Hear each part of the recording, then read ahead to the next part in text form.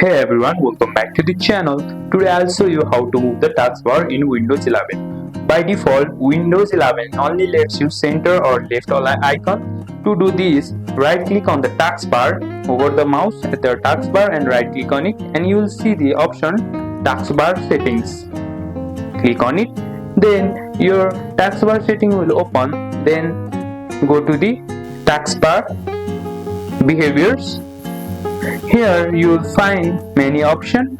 Now to change the taskbar, you will see a taskbar alignment option.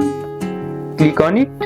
Here you can change it to center and your taskbar will come at the center.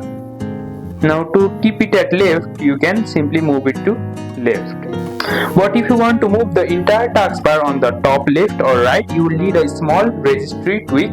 Open Run with Windows plus R. Here type regedit, R-E-Z-E-D-I-T, and registry editor, open it. Now here you need to go to this folder. I will zoom it for you. Then after going to this folder, double click settings, find the value for the taskbar position and change it. After restarting the Explorer, your taskbar will automatically move. And that's how you move the taskbar in Windows 11. If this helped, don't forget to like and subscribe for more Windows tips, and I'll see you in the next one.